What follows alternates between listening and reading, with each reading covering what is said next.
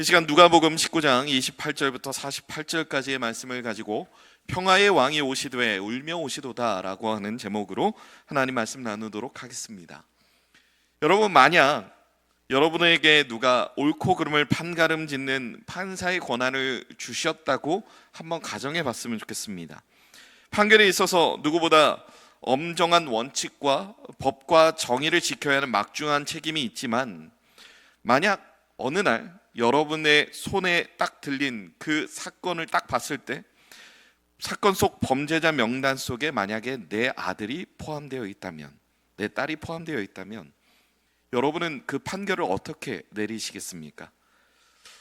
공정하고자 하는 법관의 소명과 자녀를 사랑하고 보호하고 싶은 부모의 마음 사이에서 저는 누구든지 심각한 갈등에 빠질 수밖에 없다라는 그런 생각을 하게 됩니다. 여러분, 이 내용은 사실 제가 지어낸 이야기가 아니라 실제로 드라마 중에 있었던 그런 장면입니다. 한동안 넷플릭스에서 방영했던 이제 소년 심판이라고 하는 드라마가 있었죠. 지금으로부터 2년 전에 이제 처음으로 공개가 되어 많은 대중들이 이렇게 봤던 작품입니다. 그 작품 속에 엄중하고 공명정대한 판결로 이름이 알려진 한 부장판사가 이제 자신의 이 판사로서의 직임을 내려놓기 직전 마지막으로 맡은 시험 문제 유출 사건에서 자신의 아들이 연루되었음을 확인하게 됩니다. 나라의 정치적 잘못도 바로잡을 수 있으리라는 믿음을 한껏 품고 이제 정치권에서 러브콜이 온 겁니다. 당신이 아니면 누가 정치를 할 수 있겠습니까? 라고 하는 러브콜을 받고 이제 판사의 직무를 그만하기로 하고 이제 출마를 앞두고 있는 그런 상황이었죠. 전 국민의 굉장한 엄청난 인기를 등에 업은 그런 판사였습니다. 그만큼 굉장히 도덕적이고 공명정대한 사람으로 유명했다는 것이죠. 그런데 그의 손 안에 놓여져 있는 이 사건 파일에 자신의 아들이 연루될 수 있다는 가능성을 알게 된 판사로서 이 사건을 어떻게 다루는 게 맞을까요? 과연 법관으로서의 공의를 지킬 것인가, 아니면 자신의 아들을 사랑하는 그 마음으로 그 아들을 사랑하는 일에 내가 우선시할 것인가라고 하는 갈등에 휩싸이게 되는 기로에 서게 되는 것이죠. 여러분, 우리는 신앙생활을 하면서 하나님에 대해 공의의 하나님 그리고 사랑의 하나님이라는 이분법적인 구분을 종종 듣곤 합니다. 저도 처음으로 예수를 믿게 되었을 때 이런 이분법적인 구분을 들었던 적이 꽤나 있습니다. 그래서 흔히 그렇게 생각을 하죠. 구약에는 공의의 하나님이 주로 등장하고 신약에는 사랑의 하나님이 주로 등장한다. 여러분, 사실 그렇지 않습니다. 구약과 신약 모두 공의의 하나님, 사랑의 하나님이 고루고루 적절히 등장하게 되는 것이죠. 왜냐하면 사실은 공의 없는 사랑이란 존재할 수가 없고, 사랑 없는 공의는 사실 알맹이가 빠진 것이나 마찬가지이기 때문입니다. 하나님 안에서는 절대로 이 둘이 결코 분리되지 않고 공의 속에서의 완전한 사랑이야말로 하나님이 추구하시는 가장 참된 모습이라는 것을 우리가 보게 됩니다. 오늘 본문 누가복음 19장 28절부터 48절까지의 말씀은 바로 이 주제를 저는 굉장히 선명하게 보여준다고 생각합니다. 예수님이 예루살렘으로 입성하실 때 여러분, 사람들은 예수님의 입성에 대해서 크게 반기고 환영하며 우리에게 평화의 왕이 오셨다라고 예수님을 찬양합니다. 동시에 예수님은 예루살렘 입성을 마치시고 나서 예루살렘 성을 바라보시며 눈물을 흘리십니다. 기쁨과 통곡이 공존하는 역설적인 장면 속에서 이제 이 예루살렘 성의 죄악을 심판하셔야 하는 공의로우신 하나님과 백성을 향한 뜨거운 사랑이 어떻게 함께 역사하는지 우리는 이 본문을 통해 살펴볼 수 있다는 것이죠. 먼저 오늘 본문에서 예수님이 우시는 모습은 신약 성경 전체를 통틀어 봐도 굉장히 희귀한 장면입니다. 예수님이 다른 본문에서도 우셨다라고 하는 모습은 등장하지만 예수님의 심한 통곡과 심한 애통해 하는 눈물은 바로 이곳에서만 등장합니다. 41절에서 예수님이 예루살렘 성을 보시고 우셨다라고 말할 때 그 원어 표현은 단순히 눈물을 흘리는 행위가 아니라 심하게 애통하고 통곡하는 눈물이기 때문입니다. 여러분, 이 표현이 정확히 어디에 등장하냐면 베드로가 예수님을 3번이나 부인하고 나서 사람들에게 몰리고 나서, 그래서 예수님을 3번 부인하고 나서 지금 자신이 무엇을 했는지를 그때서야 비로소 깨닫습니다. 닭이 3번 울자 예수님이 하셨던 말씀이 떠오르게 되는 것이죠. 그래서 베드로는 어떻게 합니까? 심한 죄책감에 휩싸여서 그 자리에 정말 탄식하며 통곡하며 엎드려서 엉엉 울게 되는 것이죠. 그 정도 수준의 눈물을 지금 예수님이 예루살렘 성을 보시며 흘리고 계신다는 겁니다. 여러분, 그렇다면 우리는 여기서 궁금해야 합니다. 아니, 이렇게 많은 영광을 받고 찬미를 받으시며 예루살렘 성에 입성하신 예수님이 왜 예루살렘 성을 보시며 이렇게 심하게 애통해하며 눈물을 흘리고 계시는가? 그 이유는 예수님은 예루살렘을 닥쳐올 하나님의 심판을 이미 아셨기 때문입니다.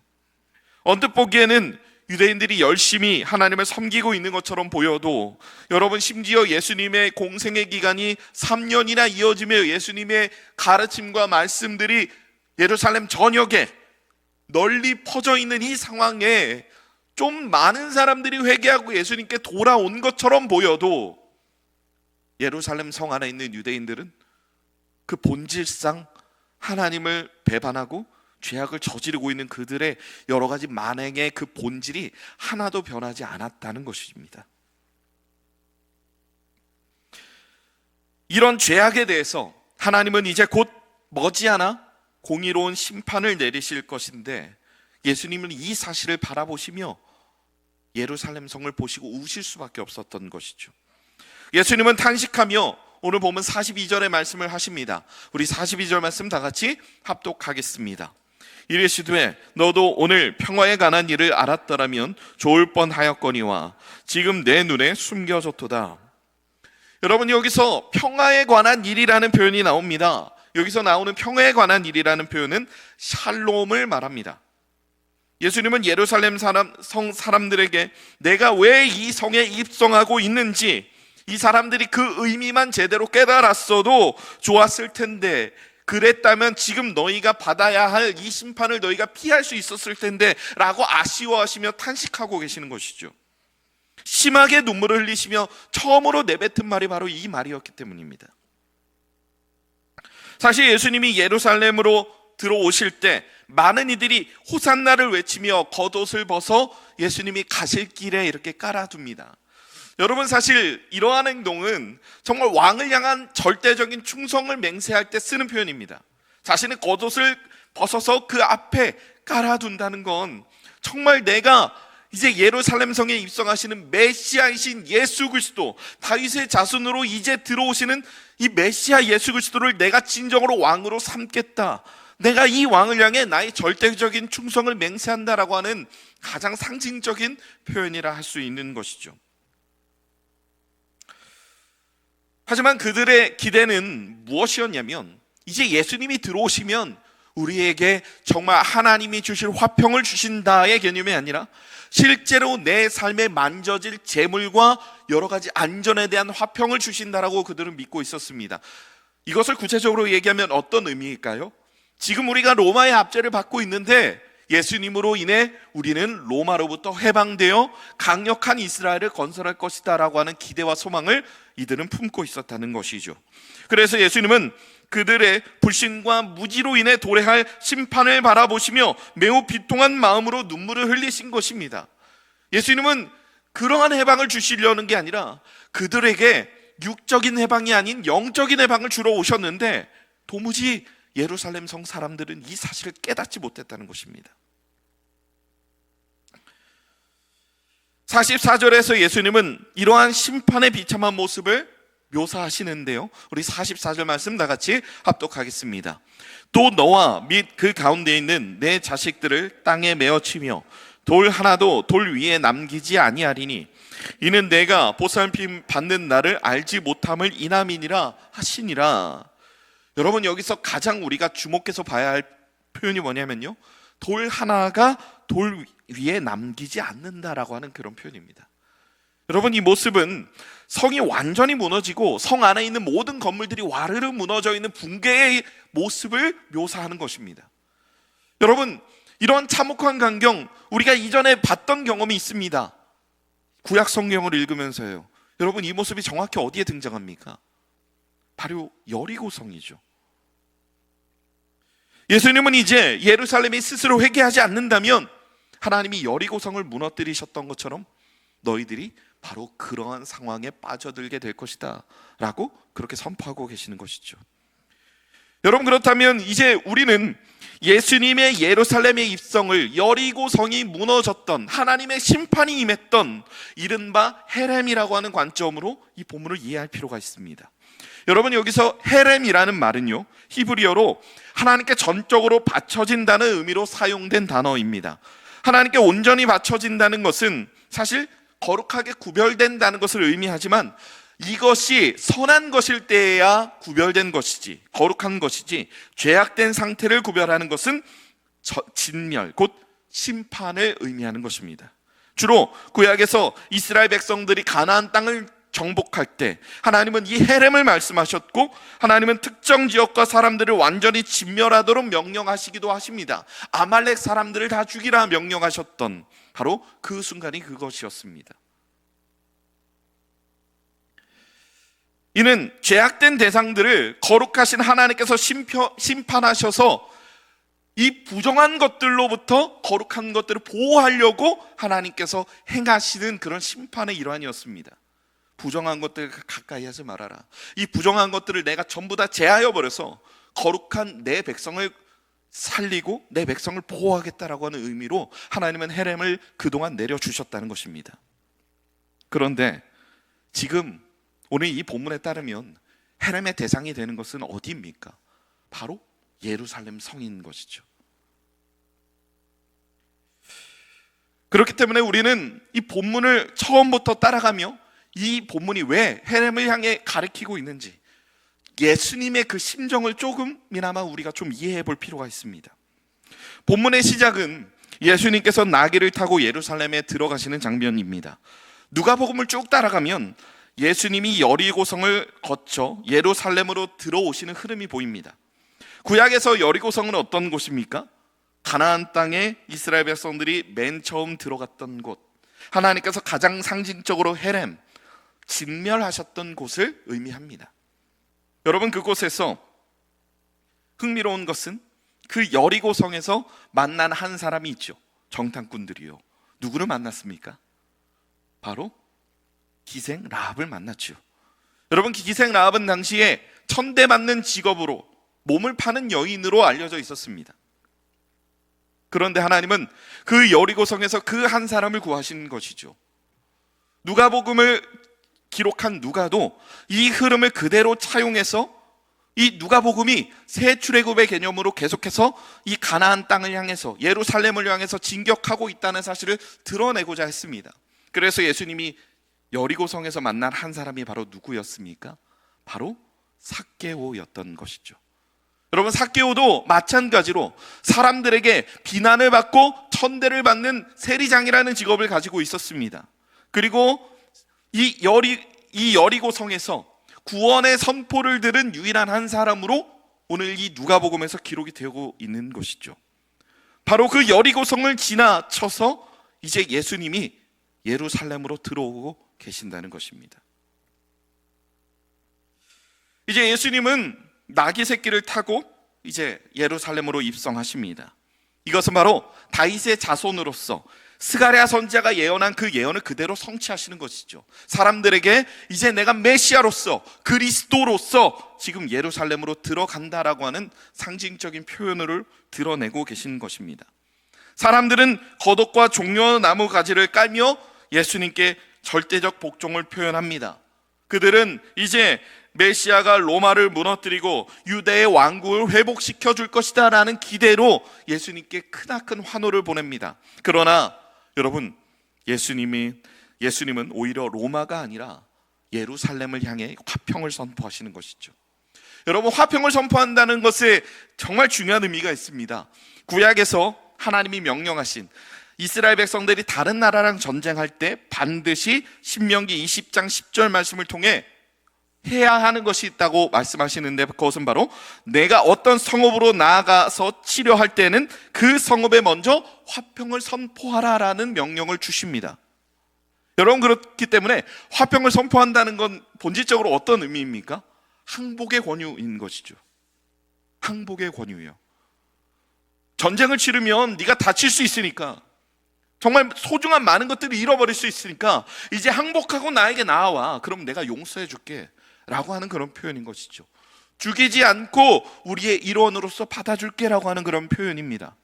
너희가 섬기는 모든 신, 모든 우상 다 내려놓고 나에게 돌아오면 내가 받아줄게 라고 하는 그런 항복의 권유라고 할 수 있습니다. 그런데 여러분, 예루살렘 성에 살고 있던 많은 유대인들의 기대감은 무엇이었냐면, 우리의 왕으로 메시아가 이제 예루살렘 성으로 들어오시면 로마를 향해 이 화평을 선포하기를 바랬던 겁니다. 그런데 예수님 오늘 이 본문을, 오늘 말씀을 통해 뭐라고 말씀하십니까? 너희가 화평의 일을 알았더라면 좋았을 뻔했다. 지금 예루살렘 성을 향해 그 화평을 선포하고 계시는 겁니다. 너네가 지금 돌이키지 않으면 너네 망하게 될 거야. 너네에게 임박한 심판을 너희는 절대 피할 수 없어.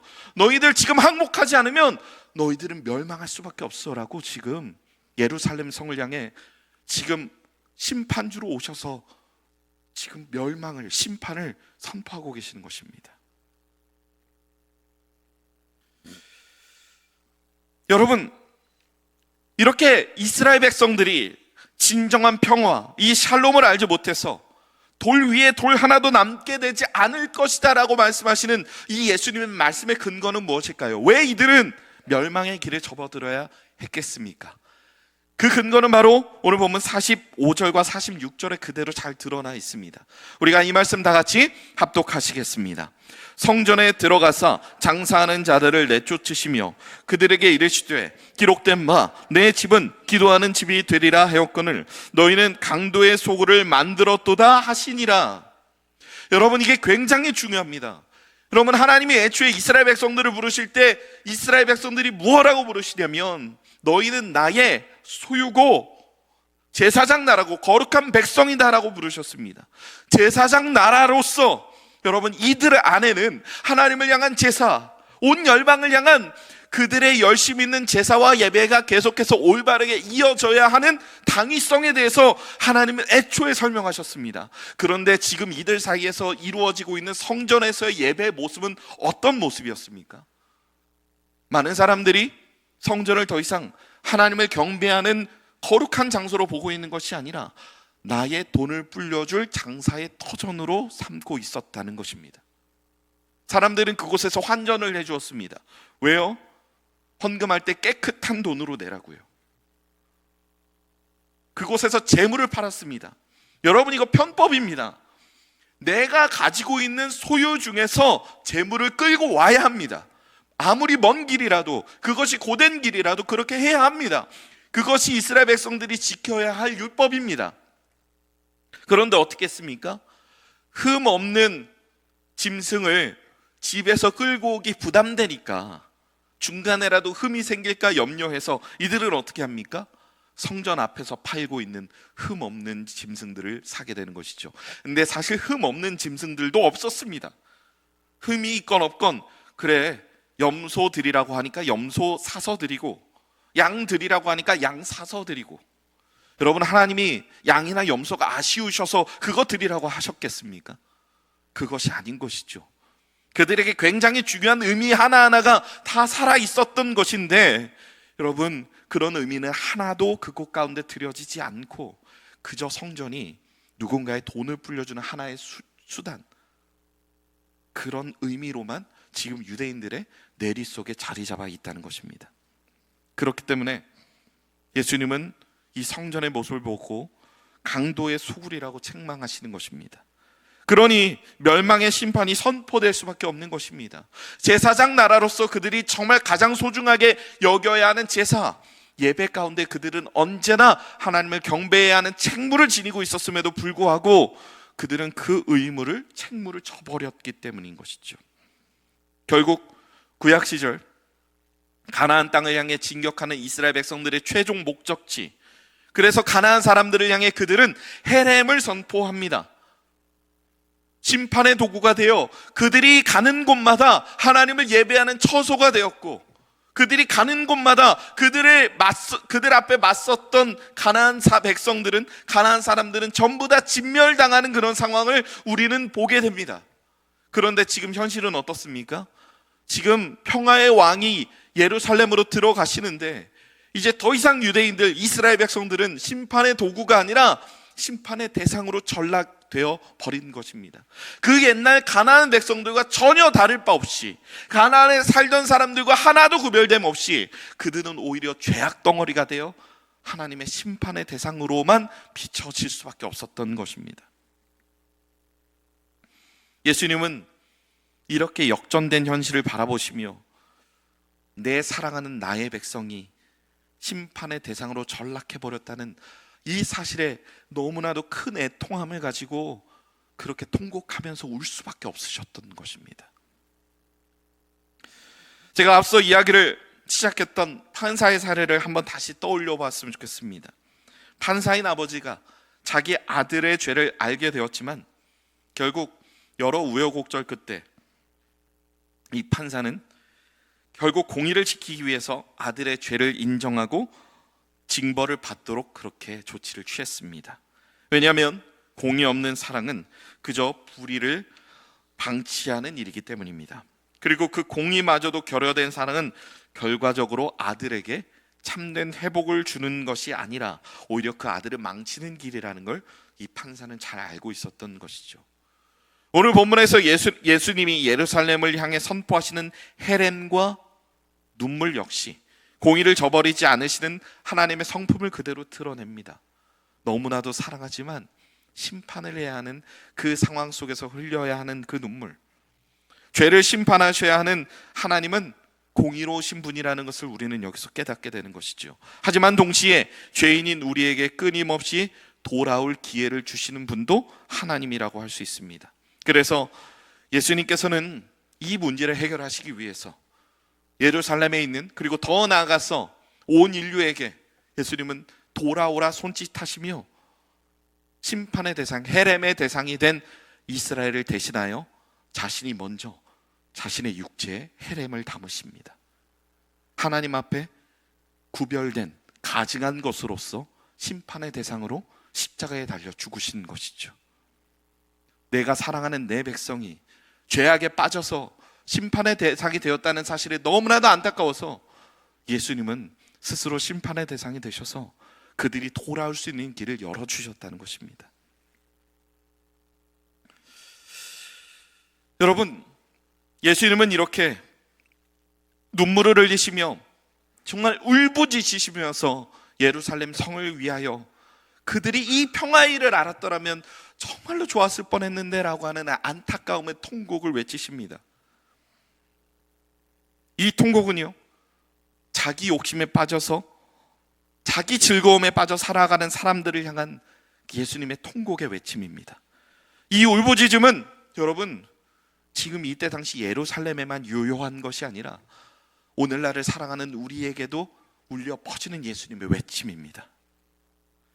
하나님을 위해 살겠다라고 결심하고 정말 내가 다른 사람들 앞에서는 괜찮은 척 살아가지만 내 안에 욕심과 제약이 가득하다면 우리를 보러 내려오시는 예수님의 눈에는 기쁨과 환희의 눈물이 아니라 애통과 통곡의 눈물을 지을 수밖에 없는 것이기 때문입니다. 정리하자면 예수님이 오늘 이 본문에서 흘리신 눈물은 우리에게 세 가지의 교훈을 줍니다. 첫째로 예수님의 눈물은 우리의 무지와 불순종에 대한 탄식의 눈물입니다. 예루살렘이 평화에 관한 일을 알지 못하듯 우리도 예수님의 마음을 헤아리지 못해 헛된 것에 사로잡힐 때가 너무나도 많음을 고백합니다.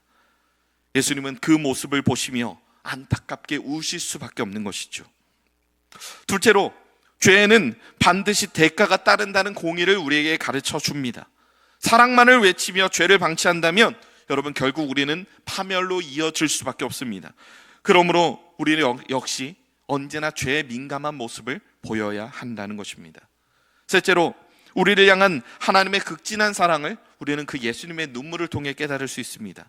예수님은 헤렘당해야 마땅한 죄인들을 대신하여 스스로 십자가에서 진멸당하심으로 우리를 위한 구원을 이루셨습니다. 이 헌신은 죄인을 향한 하나님의 무한한 사랑을 우리에게 보여주는 가장 중요한 사랑임을 우리에게 알려주시는 것입니다.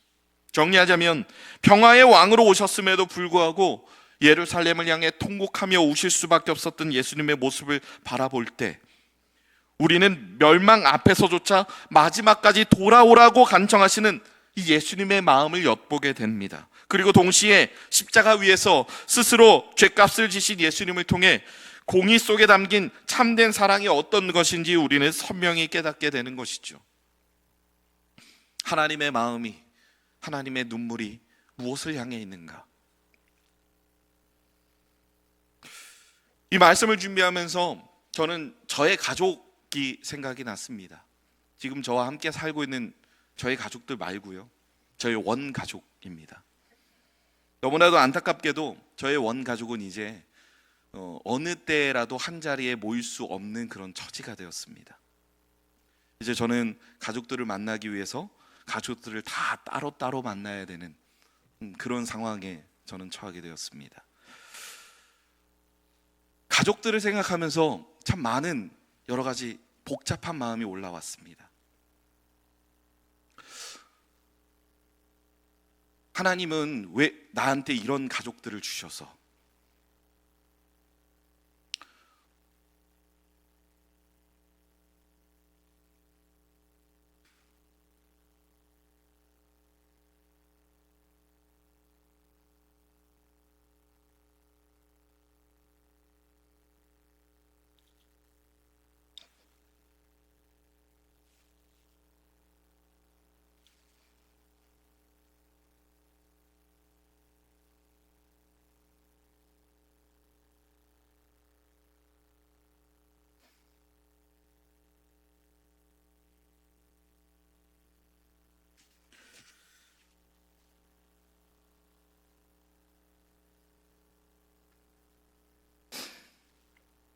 정말 오랫동안 애통해하면서 기도했는데 왜 나아지지 않을까?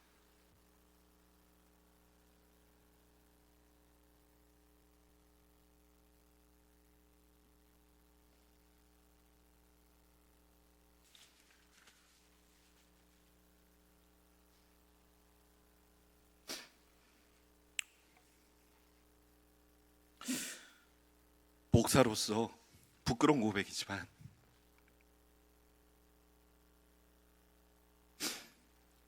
저 솔직히 저희 가족을 향한 기도를 포기하고 싶었습니다.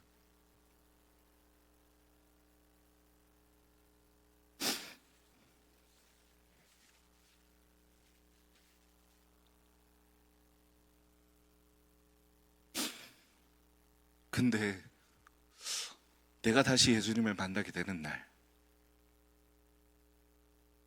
예수님이 내 마음에 들어찬 이 마음을 보신다면 과연 웃으며 나를 안아주실 수 있을까?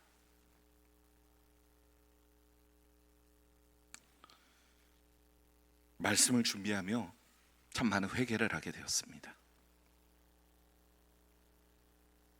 여러분, 예수님의 애통함이 우리의 애통함이 되어야 합니다.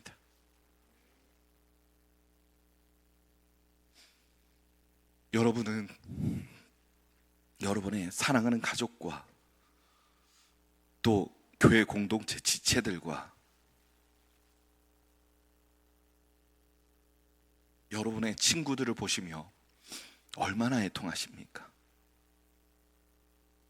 정말 크게 통곡하며 애통해야 하는 것이죠. 하나님 살려달라고 애통해야 하는 것이죠. 이제 곧 종려주일이 다가오고 고난주간을 겪게 됩니다.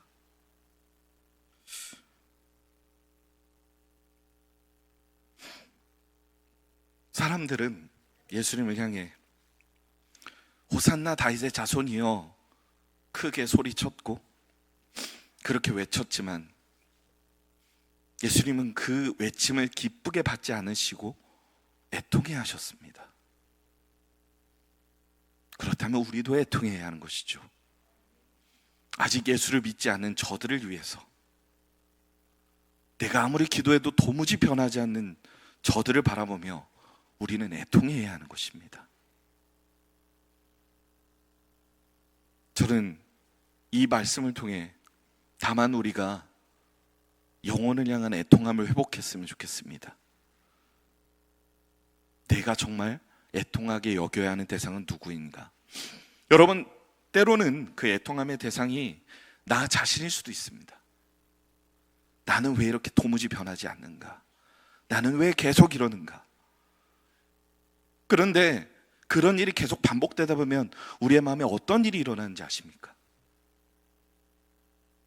쟤도 저렇게 살고 쟤도 저렇게 사니까 나 정도 이렇게 사는 건 괜찮아. 여러분, 비교 우위는 절대로 거룩함과는 상관이 없습니다. 다른 사람들보다 낫다고 해서 내가 거룩한 게 아닙니다. 하나님 보시기에 내가 진짜로 거룩해야 하나님 앞에 거룩한 자라 인정을 받을 수 있는 것이죠. 성도 여러분, 하나님께서 오늘 우리의 마음에 애통함을 회복시켜 주시길 바랍니다. 나 자신을 향한 애통함이든, 내가 정말 오랫동안 기도해왔던 누군가를 향한 애통함이든, 이제 정말 심판이 임박했는데 그 심판 앞에서 속절없이 그 사람을 내가 사탄에게 내어주는 것이 아니라, 나 자신을 사탄에게 내어주는 것이 아니라, 내 마음이 강도의 소굴이 되어, 그리고 내 지체의 마음이 강도의 소굴이 되어 그 사람을 그대로 내어주는 것이 아니라, 주여 나를 살려주시옵소서, 주여 그 사람을 돌이켜 주시옵소서, 바로 그 애통함을 회복하는 것이 우리가 종려주의를 지내고 또한 이 고난주간을 보내고 부활주의를 맞이하는 우리의 진정한 그리스도를 향한 우리의 신앙의 고백이 되어야 할 줄로 믿습니다. 오늘 이 시간 그 애통함을 회복함으로 내 안에 예수의 마음을 주시옵소서 간절히 기도하는 저와 여러분이 되시길 주님의 이름으로 축복합니다.